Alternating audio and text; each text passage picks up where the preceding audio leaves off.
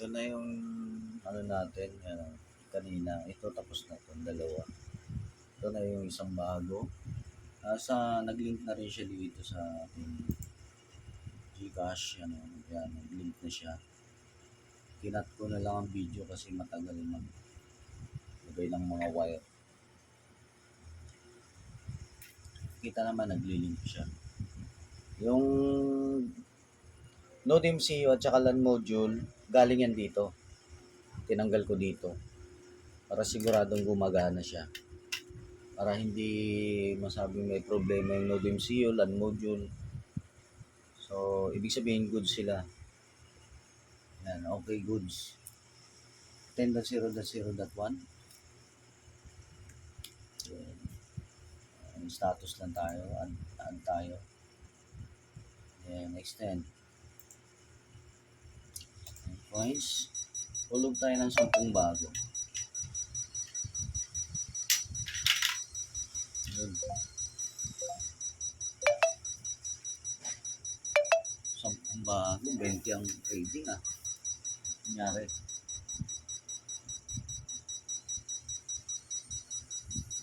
10 bago yun Recalibrate to. Isa pa nga 10.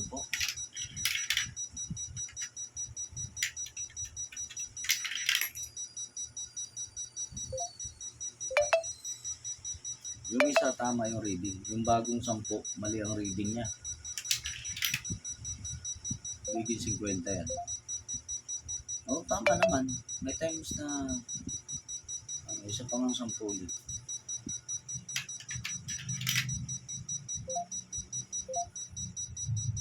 Tama naman siya. So, walang problema dito. So, pinakahuling green na yan siya. Pinakahuling green. Last green na yan. So, doon na tayo sa black. May na-assemble na ako ditong wire niya. Ingatan lang natin na huwag magkadikit-dikit. So, siguro tatalian ko na lang siya.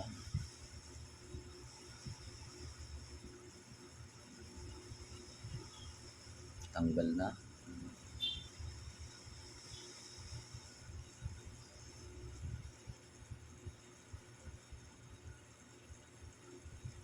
Maiksi lang kasi yung wire.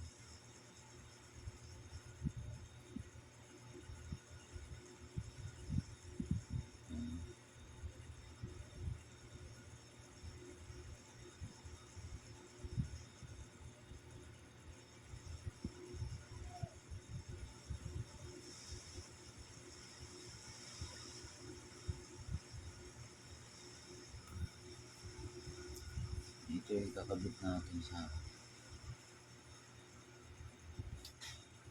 ito rin yung kakabit natin guys.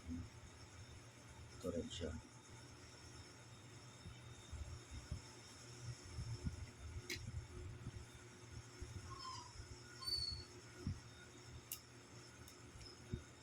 Siyempre magte-test tayo. Dapat yung sigurado tayong gumagana yung ilalagay natin.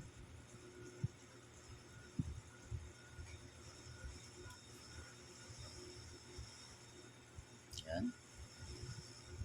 Ilagay ko na. Yung Node MCU, lilipat din natin to. Node MCU.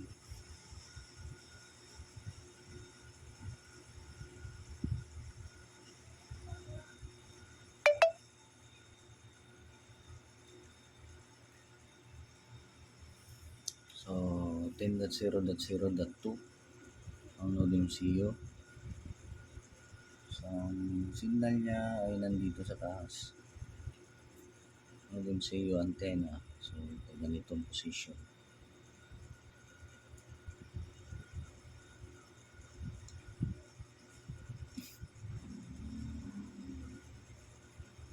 Yan. Tapos, ang blinker. Ilagay din natin ito.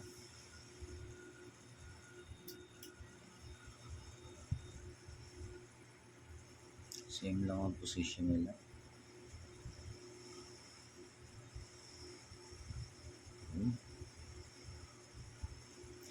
Power. So, sasalpak na natin. So wala tayong ano dyan guys, yan, walang connection dito sa port. Para sigurado tayo, i-disable natin siya. Then enable. Yan, wala siyang active MAC address. Yan.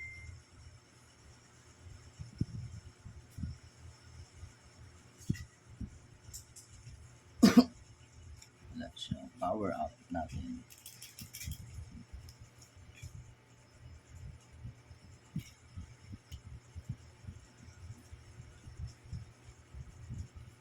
Okay. Ayun o, pumasok agad siya. Ang bilis niya.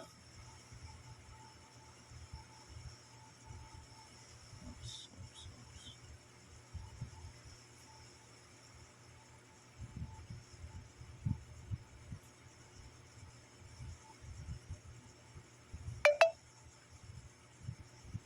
Nalagay natin yung coin slot.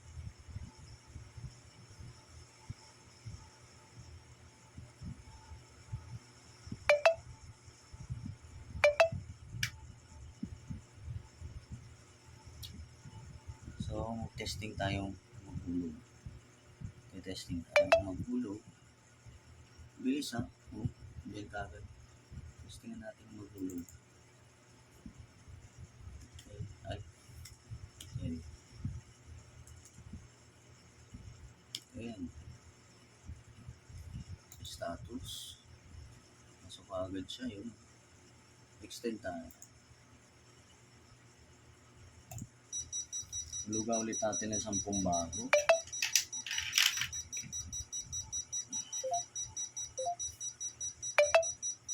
Yun. Done paying. Okay siya. So, lilipat tayo sa iba pang block. Yan, okay yung unang block na test natin.